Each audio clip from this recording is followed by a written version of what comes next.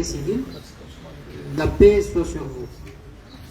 C'est pour moi un honneur et un grand plaisir d'être parmi vous aujourd'hui pour l'inauguration des nouveaux quartiers séparés des mineurs et des femmes de la prison de Moroni. Je voudrais avant tout remercier les équipes soignantes, techniques, administratives de Caritas Comores engagées pour la mise en œuvre du projet intitulé Appui à l'amélioration des conditions de vie des mineurs et des femmes prisonniers à la Grande Comore. Mes remerciements vont également à l'endroit de l'Union européenne et du ministère chargé de la justice pour la confiance qu'ils ont accordée à Caritas Comores. Le projet mentionné si haut est un projet à deux volets essentiels pour une durée de 2 ans. Le premier volet est relatif aux travaux de réhabilitation qui font l'objet de la cérémonie d'aujourd'hui et dont le marché a été attribué à l'entreprise Urdan Construction. À la date d'aujourd'hui, la prison de Moroni dispose 6 nouvelles salles de détention avec chacune une capacité d'accueil de 20 détenus, soit 10 lits superposés 2 à 2, des matelas, un placard à 10 places et une toilette intérieure. Chaque salle est électrifiée et dispose d'un système d'aération de 4 ventilateurs. 6 toilettes extérieures sont également aménagées dans la cour et la sécurité de la prison est améliorée à travers des murs équipés de barbelés. Le deuxième volet du projet contribue à la prise en charge médicale des détenus de la prison de Moroni à travers des produits médicaux et du personnel soignant. Depuis le début du projet en février 2023 jusqu'en février 2024, au total, 1965 consultations médicales sont réalisées dans la prison de Moroni. Sur cet effectif, nous comptons 30 consultations au profit des femmes et 2 consultations au profit des jeunes. Ces actions menées dans la prison de Moroni à travers l'appui financier de l'Union européenne viennent renforcer celle déjà entreprise depuis 2013 par Caritas Comores avec son fonds propre et avec un financement de l'ambassade de France au Union des Comores. Plusieurs autres travaux de réhabilitation sont réalisés dans les prisons de Moroni et d'Anjouan entre 2019 et 2022. Et depuis 2019, des activités de prise en charge médicale des détenus, notamment des consultations médicales et distribution de médicaments, sont en cours dans toutes les prisons de l'Union des Comores. Depuis 2023 à nos jours, des bilans médicaux sont également réalisés au profit des détenus de la prison de Moroni. Je ne peux terminer mes propos sans remercier le bureau de l'Union européenne, plus particulièrement le chargé du suivi de ce projet, Medalim Lazare, l'entreprise Urdan Construction, le secrétariat et le cabinet du ministère comorien chargé de la justice, la direction pénitentiaire, le vicariat apostolique de l'archipel des Comores, les membres du bureau exécutif de Comores, le service de coopération et d'action culturelle de l'ambassade de France, pour leur contribution et leur accompagnement dans la réalisation de la mission humanitaire de Caritas sur le territoire national de l'Union des Comores. Ainsi, je remercie également toute personne ayant participé de près ou de loin dans la réalisation des travaux de réhabilitation de cette prison de Moroni qui font l'objet de la cérémonie d'aujourd'hui. Je vous remercie. Merci beaucoup, monsieur le secrétaire exécutif. Maintenant, j'invite madame la présidente de la CNDHL pour venir financer son discours.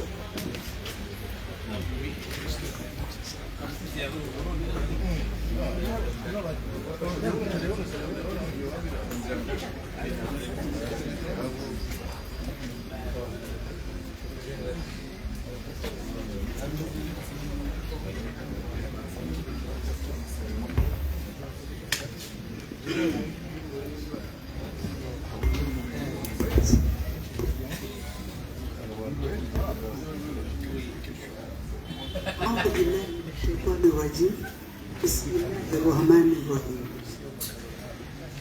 Excellence, Madame l'ambassadrice de l'Union européenne en résidence à Madagascar, Monsieur le chargé d'affaires de l'Union européenne aux Comores, Monsieur le représentant de l'ambassade de France en Union des Comores, Monsieur le ministre en charge de la justice, Messieurs les membres du gouvernement, Messieurs les magistrats, Monsieur le secrétaire général de Caritas aux Comores, Mesdames, Messieurs les ONG ici représentés comme la Croix-Rouge et autres, Mesdames et Messieurs, Assalamu alaikum. Je suis honoré de prendre la parole pour cette cérémonie importante pour les droits humains, particulièrement importante parce qu'elle touche une catégorie particulière de la population qu'il convient d'autant plus de protéger qu'elle est bien souvent et bien malheureusement exposée à de nombreux défis en matière de leurs droits, alors qu'elle doit en jouir comme tout être humain. N'est-ce pas même le sens du premier alinéa du deuxième article de la Déclaration universelle des droits de l'homme que je me permets de résumer ici en son essence? Chacun peut se prévaloir de tous les droits et de toutes les libertés proclamées dans la présente déclaration sans distinction aucune, notamment de race, de couleur, de sexe ou de toute autre situation. En ma qualité de présidente de la Commission nationale des droits de l'homme, je veille particulièrement aux droits de toutes et de tous, et je suis particulièrement sensibilisée sur ceux des personnes en situation de détention, ayant eu à suivre de près ce lourd sujet. Je commencerai ainsi par rappeler que l'on mesure le degré de développement d'un pays par la manière dont celui-ci fait respecter la procédure pénale sur son territoire. Être dignement traité en milieu carcéral est tout aussi important dans la procédure pénale. Oui, la dignité doit être ressentie partout, sans exception par le citoyen. Et les efforts faits pour garantir des conditions minimales en prison rentrent bien évidemment dans le cadre des droits humains, au même titre que la présomption d'innocence. Le droit à une justice rapide, équitable et le droit d'être assisté par un avocat de son choix.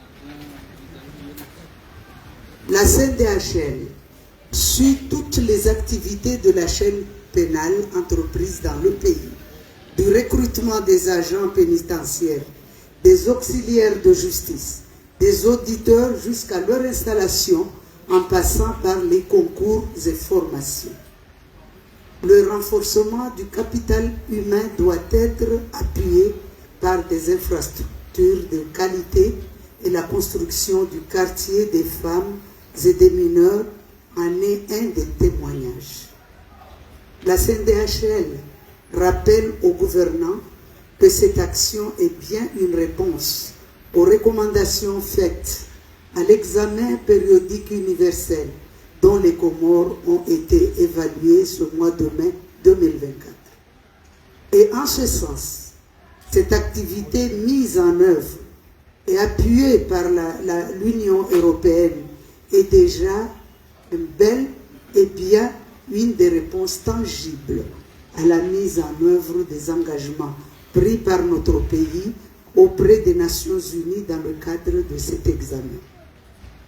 Mesdames, Messieurs, la CNDHL témoigne de sa gratitude envers l'Union européenne et l'ensemble des parties prenantes pour le rapport à ce projet et reste dans la collaboration franche sur toute bonne volonté à vouloir faire rayonner le respect des droits humains sur le territoire national.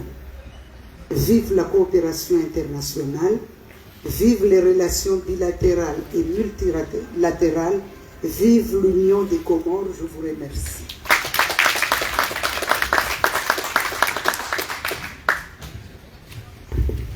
Merci beaucoup, Madame la Présidente.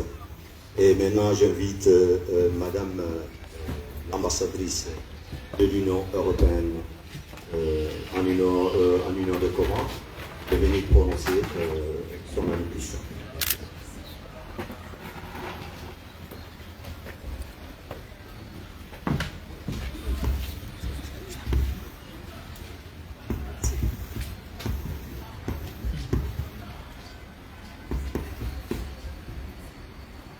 Monsieur le ministre de la Justice, Messieurs les membres du gouvernement, Son Excellence le Grand Mufti, Son Excellence le Grand Cadi, Madame la Présidente de la Commission nationale des droits de l'homme et des libertés, Mesdames et Messieurs les secrétaires généraux, Mesdames et Messieurs les représentants de la société civile, Mesdames et Messieurs les représentants du corps diplomatique, chers partenaires, chers participants en vos rangs, grades et qualités, chers amis. Assalamu alaikum.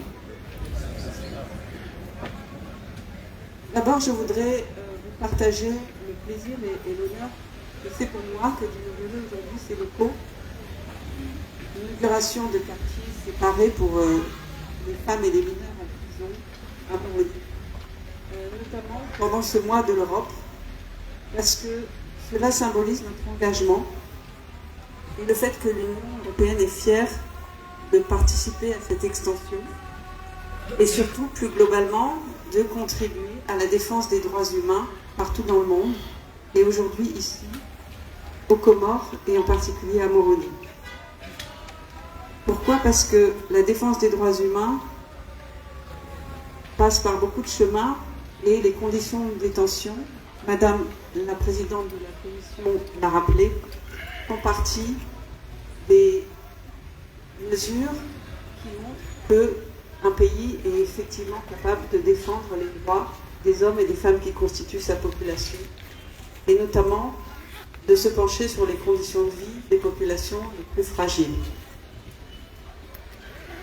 En effet, les droits de l'homme ou les droits humains sont au cœur des relations de l'Union européenne avec ses pays partenaires, avec les pays tiers dans le monde entier.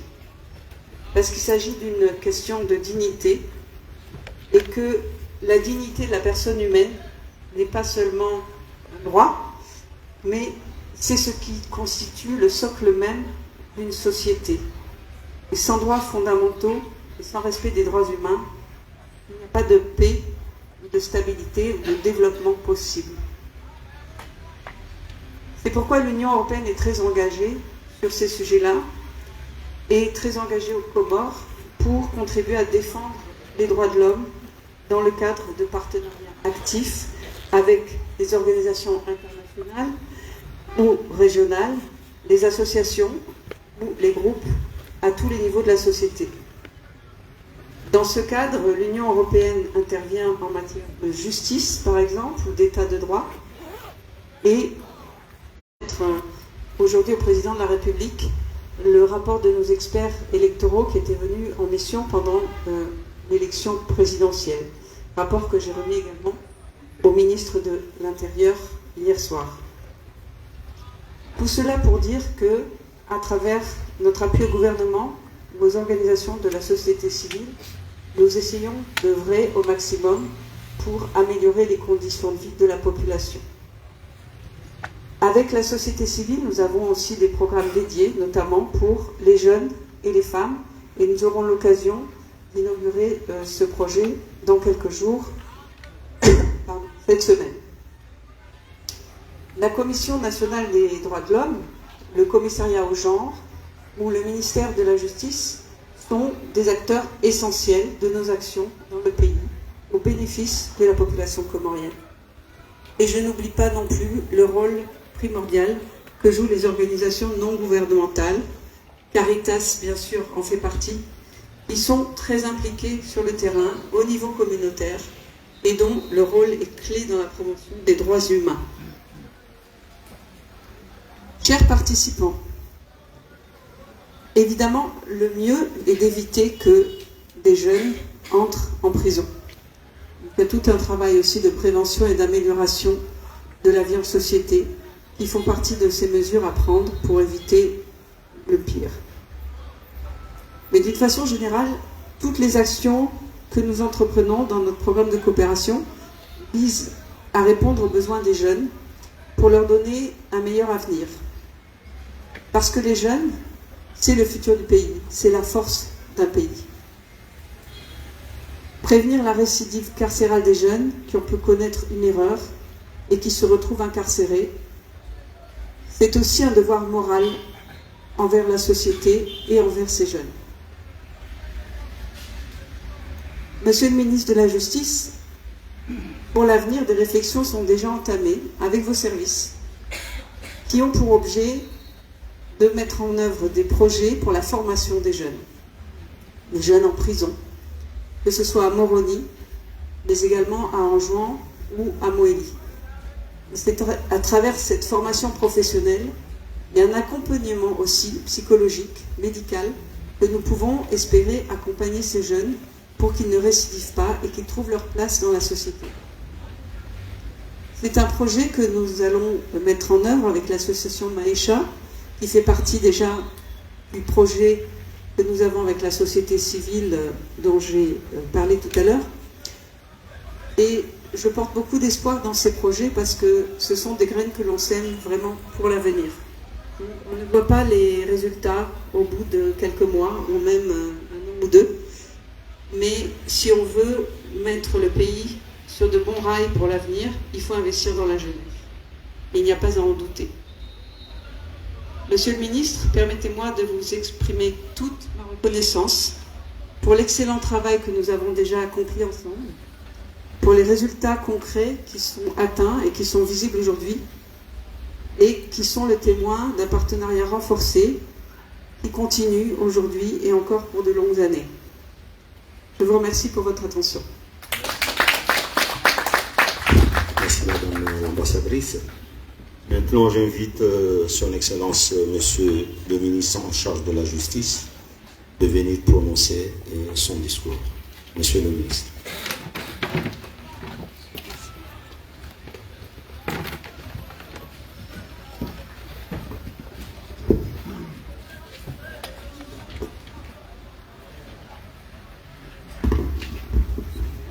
من الشيطان الرجيم بسم الله الرحمن الرحيم الحمد لله رب العالمين والصلاة والسلام على أشرف المرسلين سيدنا مولانا محمد وعلى آله وصحبه أجمعين أما بعد.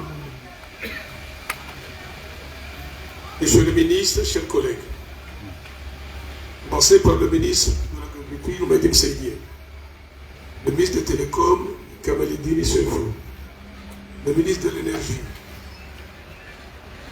Madame Oussa, le ministre de l'économie, Ali Bazi Selim, le ministre de l'aménagement,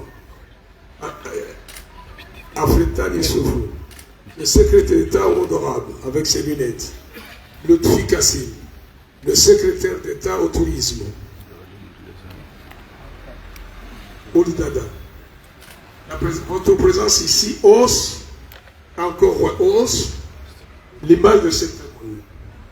Mais aussi marque encore une fois la reconnaissance du gouvernement comorien et de ce peuple vis-à-vis de la réalisation, Madame l'ambassadrice, de cet édifice.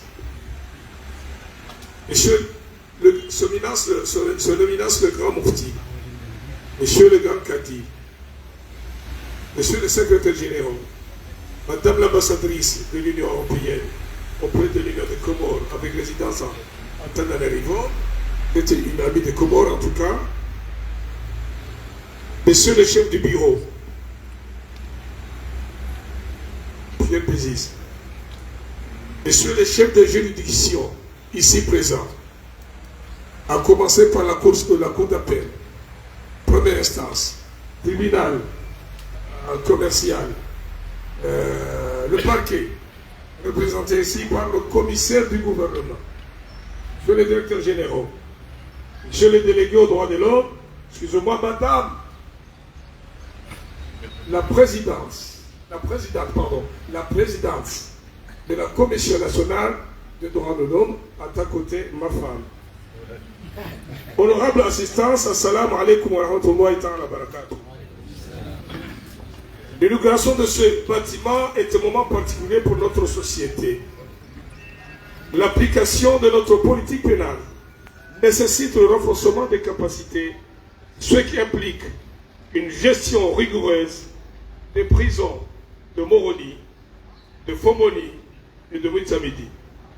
C'est bien l'une des priorités de son Excellence, président Azali Assoumani, qui a fixé en matière de politique pénale. Et c'est aussi l'objectif du projet de loi portant organisation de l'administration pénitentiaire. Je suis convaincu que nous sommes sur la bonne voie pour atteindre l'objectif d'une justice équitable, un des grands piliers du plan Comores émergent.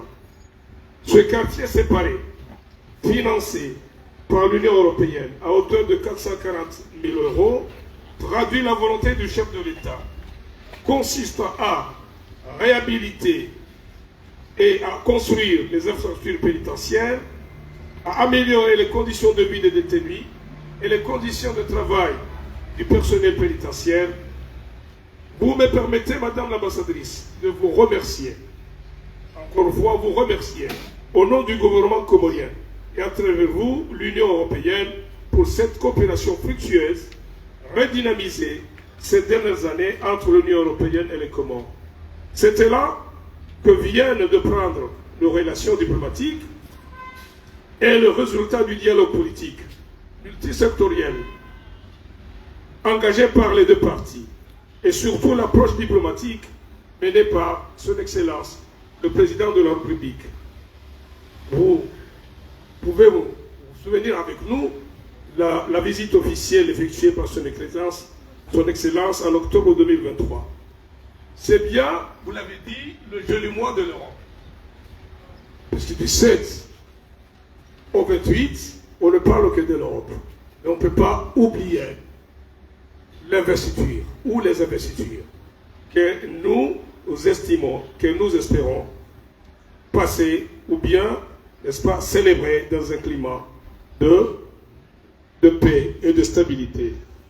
Je ne manquerai pas à un devoir, celui de marquer une mention spéciale au chef de bureau, M. Béziz, de l'Union européenne, pour son sens de l'écoute, son courage et l'amitié qui ne cesse de cultiver entre nous, autorités comoriennes, afin de stabiliser davantage nos relations et de les améliorer. Mes remerciements vont également à Caritas Comores et à l'entreprise chargée de l'exécution de ce projet, Wildan Construction.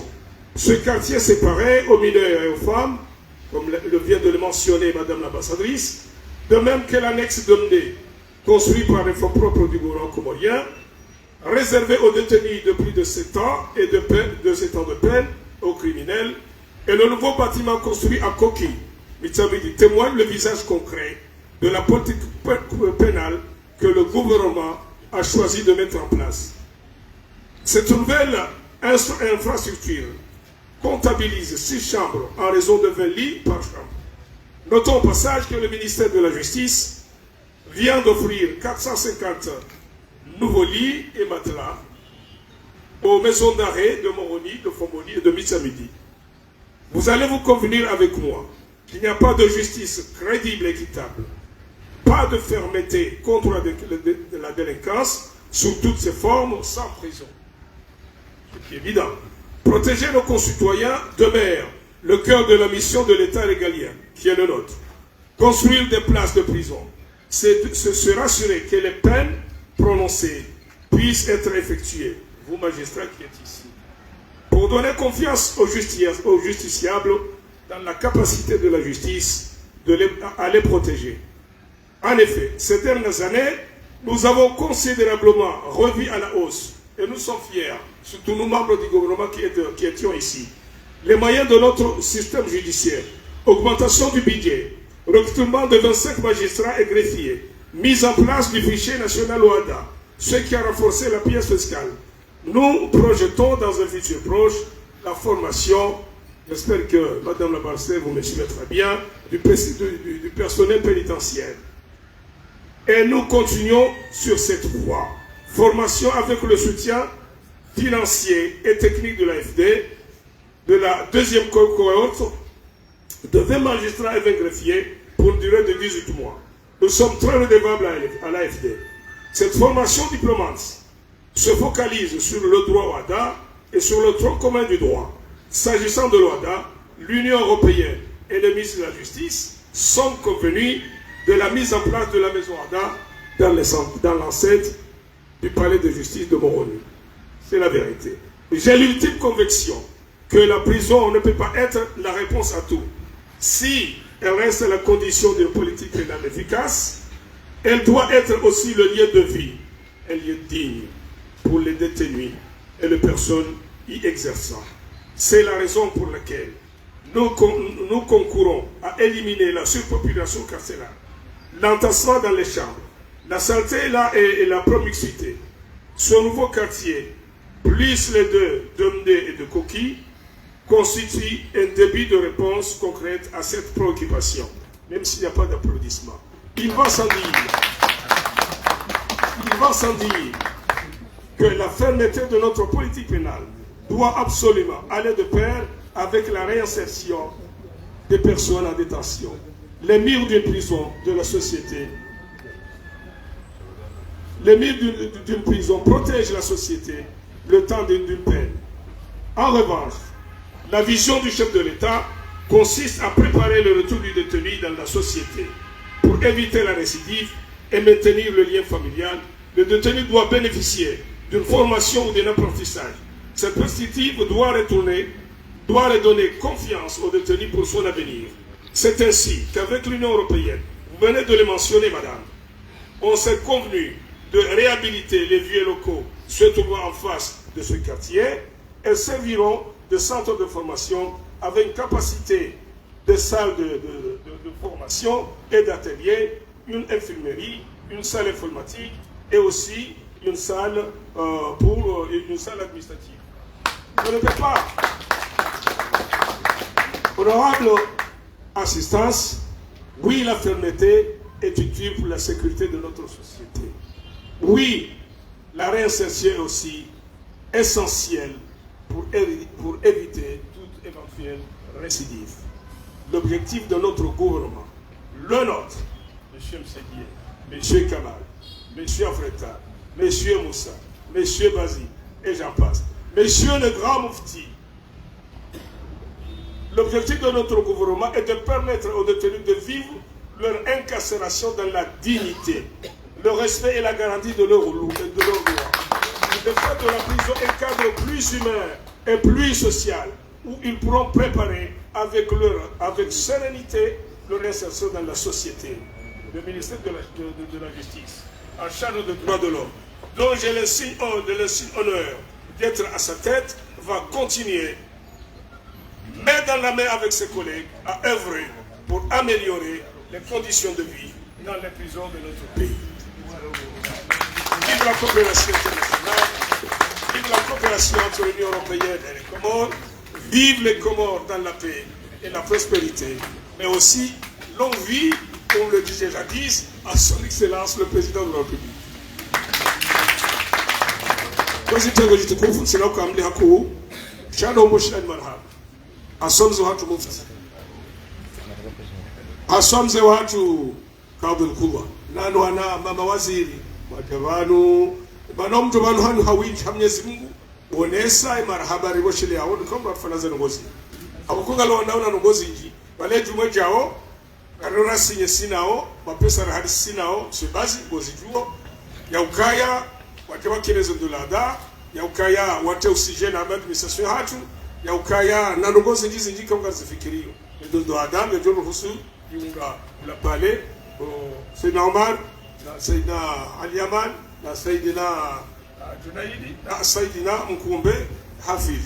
Kwa hiyo zitengo zitukufu zanongo zinu zinongo muhimu haku asoka mbili banumwangalia kamjo unokaya zitanda jana na 20 mafuko 6 haina fuko yabo ngilo za zitanda 20 haina zitanda yabo ngilo zili shaba tusisikali katalawa ho biasharani riwaja na zitanda majana mane na bengo bisani Mwenyezi Mungu jorupone sharishazo wandu wasidoja hunu inshallah taala epizo inu yona rayu na mde yona rayu na koki inunge chibuo ni wandu mlobani mabale zangoza midina mzishienro inunge chibuo mahutajera ise wa daula oka haina mkomoro banalio nekenge pilizo nekenge bonzo shaya heshia ne dignité ya gambeje epizo ine mlobani kaunga joto wanati itino rwashi Yesu ngoje na wasido Niori raunda mde, niori raunda koki, niori ranzorunde mwali. Yonge jibwe mahutajwara isi ondabwe kao harenge miyaje ukaya. Haina banu mkomori yali yonge la dhimu ya eshi ya amani na unro na unafasi. Kasi ya duwa za mnu. Na mdiremekozi, msiremekozi. Yone mana wakanga rwashila marhaba. Yoni Europeyeni. Asana wapiyeni, na wabo Isabeli. Asam mwele ukaya. Kabana wanzani, wansi, kakabati wanzani, baina huwa nadamu. Garwashila maradawa jawefte suragu wanama kamali mloban garanguranga uhuri watu lelo handani wakafufuna magistra mesiatu wameshiri ni wasawa fanya hazi usabilo kango na zaruba mkujo ripone shabo nisaidia wasiripo washiri wasawa hazini na magrafi ngabo 20 waliyo halma formation 18 mois ikawa jumao rejeze pande shanyama kaja profanishia wananyasi magrafie wakana master na master 2 warumishi hama 20 ya greffier rais ya daula kana kumneme kosi hawanome magistra d'exercer doka raporo ziona wakati ndo uwo ritefishe ohadanziani katino toka ifrenda fishe wada kukasamaza sikumela mfukari ze wada chayenjeza le pato la mapesa songeza ureli wabanyawe la he la hezere seta nchi yatu kwezi mwisama lo yeshizungi namna shababani ebagande mana timizio nambe ukaya regemi haja ukaya hena mduto kopirizo ngamze shelao no ndukao mlo karibu nasika mahamili liloban o mahabu mahajana wakafanye baki wafanyisa wakaprizo wakafanye bepesero wafanyisa mahajuzi tena rifanye na hiyo unu mahaka rombo Mungu kadhalika saloneza nafasi zinu lizifanye kwa hiyo watukufu karibu shilani marhaba he isma hemzo lobano alhaji mufti al-akbar Mwenyezi Mungu ajoresha na mwatahale na sababu mzee watu kadho kula shakhaso marhaba matukufu ngala wanao ne muwa he daula kaula ngilke bansina shaga msafara hazi na kadimao kupanga zadi ndani wako muri jimla Mwenyezi Mungu aliponesha rishapilizo sharike ya riponi shazi fungo wana hatu warejei hameze zeze kawaida sala vipi shake tutongeza ikemo haribano unaanza hata mbutala kana mdejisamu nogara mbao katika kupenza sinamu Mtuwana sasa sina mne manai ni daula kena ukiriri pare marais wakati msaidie ni jamna kana ukiriri pare marais fukarewano desha garando yevulizio sur le procureur de la République et la commission du gouvernement en commun accord mina aux négociations de barabara wa salam alaykum wa rahmatullahi ta'ala. Merci beaucoup son excellence monsieur le